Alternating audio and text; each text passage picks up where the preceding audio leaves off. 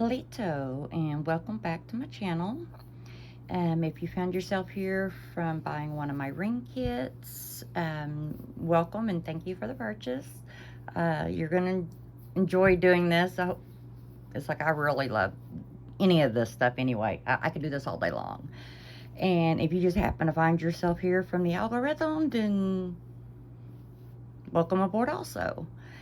And today what I'm going to be showing is how to brick stitch a ring. And I'm going to be using one of the patterns from the pattern kits I sell. And this is a nice, just a simple one using the medicine wheel colors. You could really make this with any beads. It doesn't have to be delicas. I like delicas for learning stitches like this just because they fit together so well. And it's less that you're having to fight with while you're learning the basic mechanisms of the stitch itself. So with the kits, if you've got your fire line thread with your needle, and if you see I got lots of threads, you'll see in a minute. You get your beads. The bead list is here, so if anybody's wanting to just copy this, if they've got their own colors, you can do it any other color. These steps work with any pattern. You could make your own. I'm just going to be doing this one. If you're looking at one of the other ring kits, just put your pattern in there in place of what I'm doing. Okay, so what we're going to first do, you're going to get you a good arm length of the thread. That's usually a good amount to make sure you've got plenty to make your ring. I've done as much as 5-row, 7-row rings, size 15, with a good arm stretch of thread. And that really does help keep it stronger because it's less start and stops that you're doing, and that's why it's a little bit stronger doing it that way. But, so let's get started here. Get you your nice long, your length of thread. You don't need a knot. We're going to use friction to keep everything in place, and then get your needle on there. And what we're going to do, we're going to start here at the pattern. And the first step of doing brick stitch is you got to have a base. So for that base, what we're going to do is called ladder stitch. So here at the beginning of the pattern, and a good way for marking your pattern is sticky notes. And for me, I work bottom down. Some people work bottom up. Some people work top down, you know, left to right, right to left. So it's whichever way you feel more comfortable with. It's just kind of, you'll see what I'm doing, and then you'll kind of get what makes more sense to you. So what we're doing is, like, I'm starting right down here at this bottom. And make sure everything's here where you can see it. And we need to pick up the first 2 beads that we're going to be doing, which is 2 blacks for this pattern. Okay. So we are going to get ourselves down there. We've got it through them once. Now we're going to go ahead and go through. Let go of them there. Get you back in my fingers. There we go. Okay, we're going to go back through the first bead.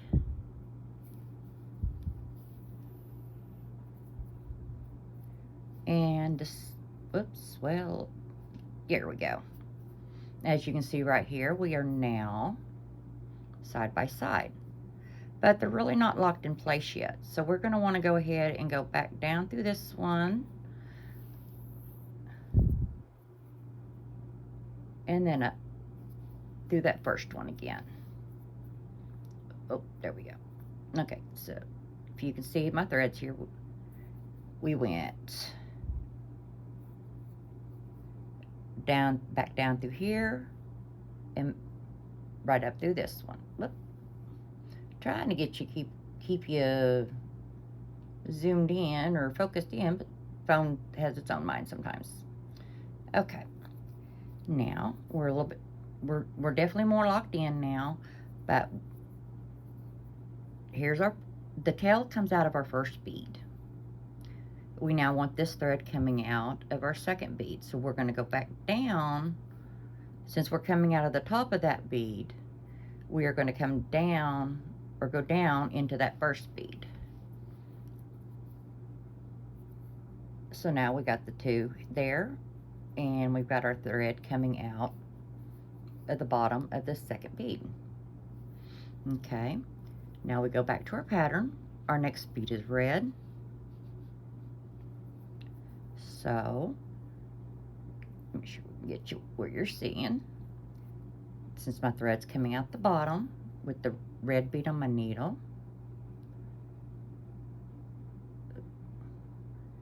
get in there, take that downwards.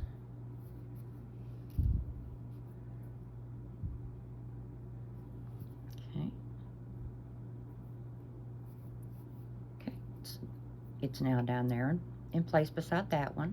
Now we need to go back up into the red, and since we're coming out the bottom of this middle bead right here, we now come out or want to go up into that first bead, so we then can have the thread coming out of that bead and ready for your next one. Okay, so now, okay, our next one in line is another red. Since we're coming out the top, we go in the bottom to make that loop. We're now coming out the top from the one bead back. Oops, a little low there. So we need to go down into this one. Snug it up. Okay. Our next one in line down here is our yellow. So let's get yellow on it. Right down here. We're coming out the bottom. Go in the top to make that loop. Snug it up beside. And now since we're coming out the bottom, go back in, go from the bottom up through to the top, and you're right there. Okay. Now we got a yellow again. Okay. We're coming out the top, go in the bottom. Whoops, if I can hit the hole.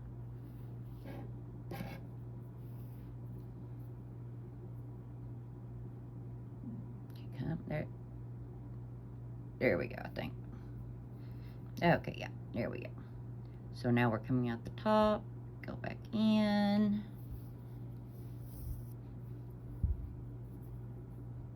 Okay, now our next one line's the white.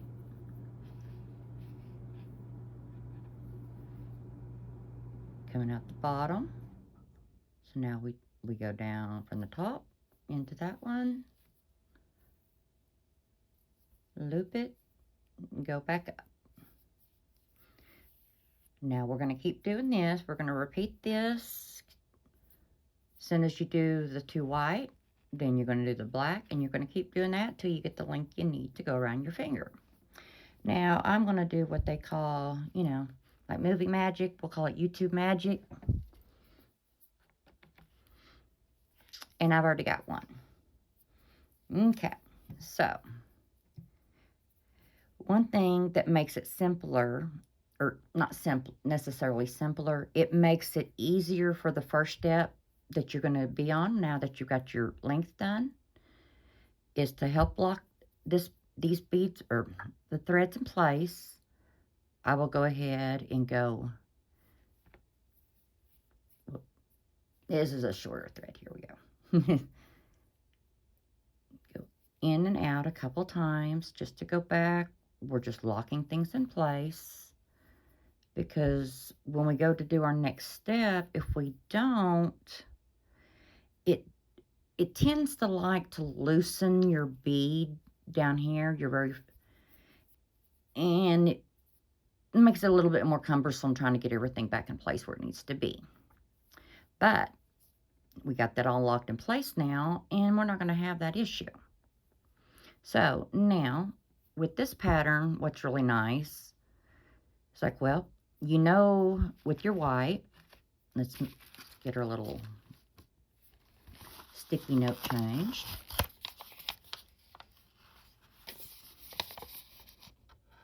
We're going to go up a row. And see what we're doing? We're doing the diagonal stripes of the medicine wheel. So, since we are down here at the end, we've got our 2 white. So now we need 2 white because we need these 2 beads right here. So let's grab us a couple of whites. Okay, let's get this here where you can see it. Okay, so we got these bridges right here. And what we want to do, we want to catch this first bridge between these 2 whites, between your first and second bead. Ouch. Yeah, holding it and not poking yourself is always interesting. Okay, so you get it through that bridge. Whoops, yep, got myself a little bit there. And I did not even feel it. I do that so often. It is not funny. Okay, so now we've got it down there. And you can see how it's sitting. We need to come back up through this one bead. And now to help finish locking that in place, what I like to do is go ahead and go back down through this first one and loop right back up into the second one, kind of like a little bit of a ladder stitch. So now that's how we're sitting. Oops. Okay, so now we're gonna keep following the pattern. So since we have got our white, now we need our yellow. This next time we only need to pick up 1 bead. And we'll hit this first bridge right here between the white and the yellow. Just kind of give it a little tuck under there.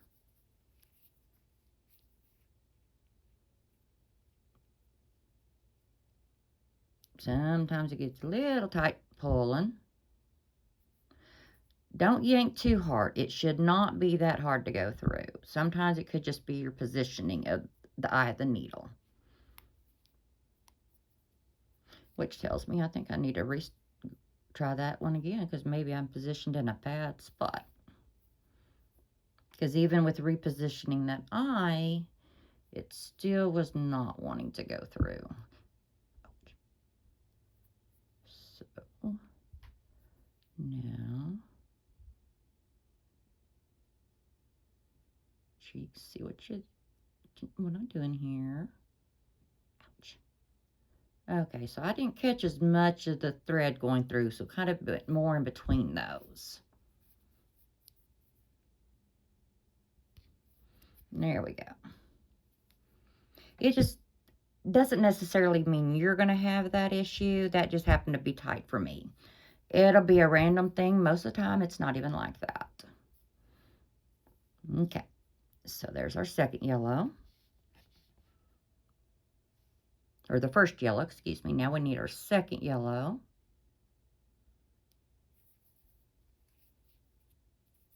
See that one right in smoothly. Pull that up. Okay, so following our diagonal pattern, red is our next one.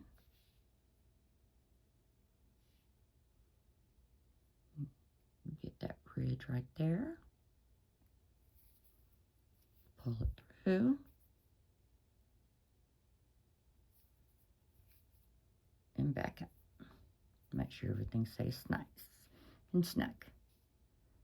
Now, go back in, catch that bridge.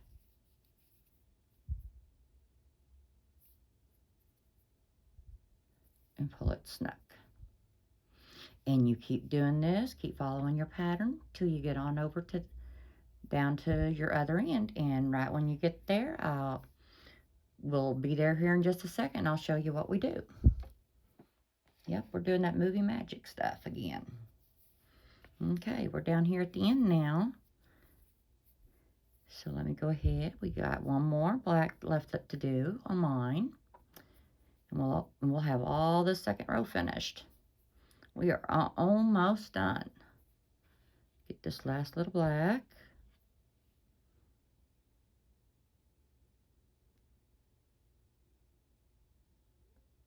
Oops, let's see. When it's at the end, it does make it a little bit trickier too sometimes.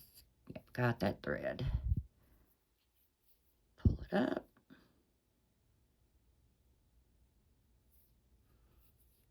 And back through.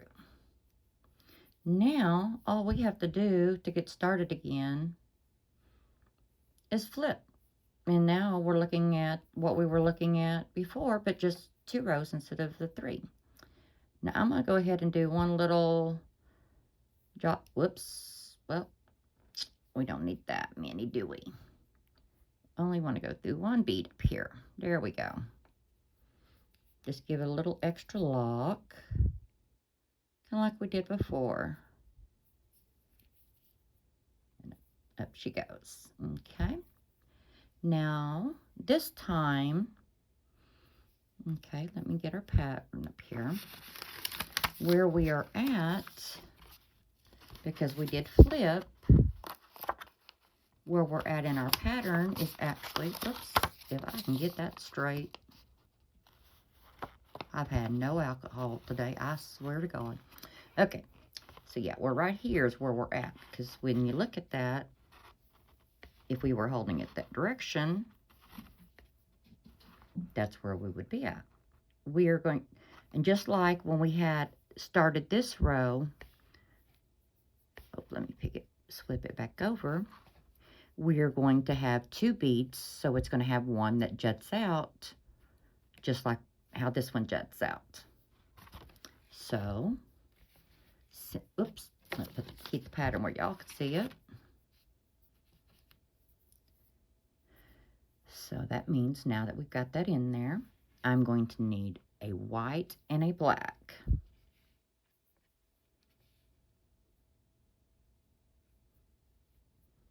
Okay, and going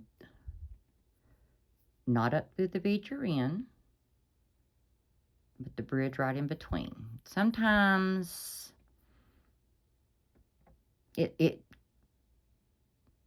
might be thinking you're going in the right one, but you're actually 2 over. That would cause us to stay going indention, like if you were making chandelier earrings or something. That would let you do that if you went 2 bridges over instead of the first bridge. Whoops. We got looped in here. Okay, get you out of there. Okay. So there you go. See, now that we went under that bridge, now what we're going to do, now that, oop, there we go. So we can lock it back in place. We go back up, just like we did that first time. Back up through that one. And just like we did the first time, we will also go back down, and I did it again.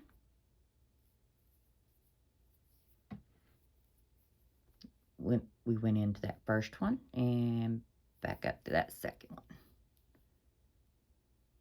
Okay. And now there we are. Now we're ready to get our 3rd row going. So since we've got the black, now we need another black thread. Black bead, excuse me. We'll go in between on this bridge right here in between.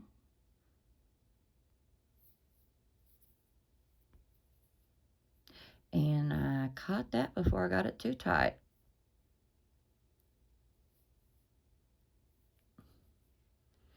There we go. And then go back up. And it's locked. Now let's do red. And let's just hold it this way. Okay, so under the bridge. And back up she goes. Give her a tug. Give her to lock her in. And we'll just keep doing that till we get to the end of this row, and then we get to get it all centered up or connected together, and you've got your ring. So we're going to do our little bit of magic. Y'all can pause, get to the end. I'll go ahead and get us right on down to where we're going to be at. Okay. Okay, so now that we're done, oh, wait a minute. I got one more left to do on this one. Okay, let's get this last little white on here to follow with the pattern.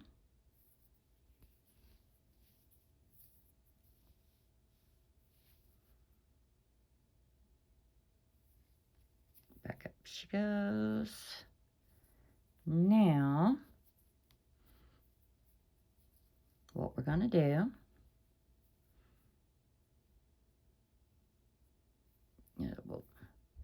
okay, what I am going to do real quick, this happened to be this time in my way. Sometimes your little tail might not be in your way. It just depends on how you've did your start. But what we're going to do to go ahead and get this little turkey gone out of our way, because everything's snug enough now, we are going to cut that off. You don't want to have a lot of thread hanging off, because it does basically melt and collect. Let me get you up here, we can see. It does basically melt and collect, so it would leave you to, it could end up blocking you, and you don't want that. But we want it out of our way.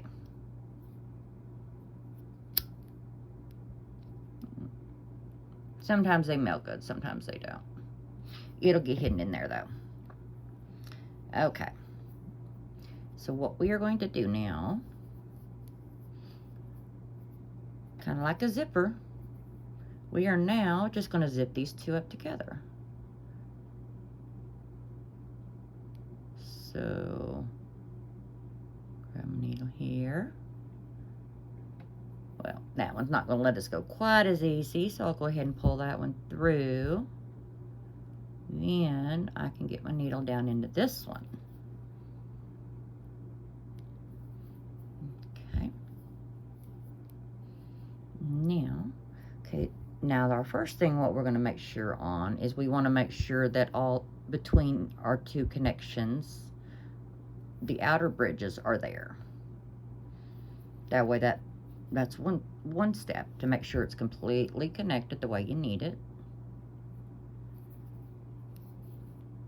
Same thing on this other side. We don't have our bridge right here, so that means we want to go up into one of those. Make sure we go up in between one of them right there, that's because it's diagonal. Then we can go right back down into it. Okay, and there's all our diagonals, or all the little extra the bridges that we need done. Now at this point, we are going to want to kind of go in and out a few times, because what you're doing, you're just kind of, you're letting friction lock the threads in place, is what that is doing. Get it in there. Whoop.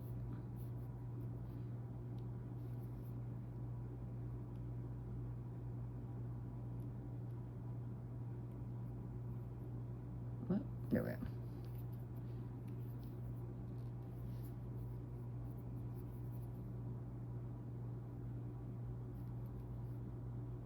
See, now I could go back in and catch that thread again, since it didn't quite singe the best, but I would also be running the chance of catching some of those threads in there that I don't want to singe and end up making this fall right apart.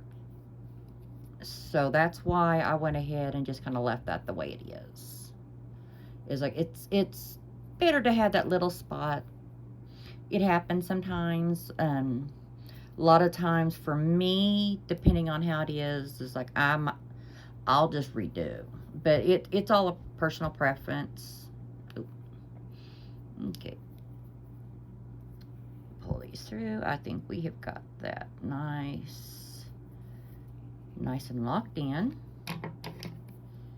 Just like before, we don't want much of a thread because the way it does melt down.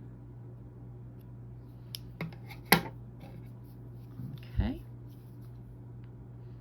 Give that a little bit of a cinch.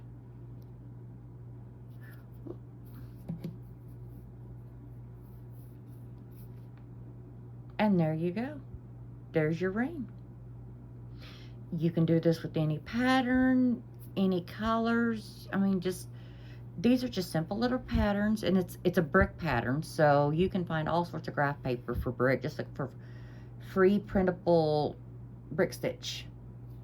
And actually, thinking on it, I know I haven't yet. I am planning on doing some sheets for uploading, but I believe Art Beads is a website that has some free printable graph paper for your beading projects. But I hope this helped you get started in your brick stitch journey and your beading. And Yoka Key for joining me, and like and subscribe so you can know when the next time I drop a video. Laters.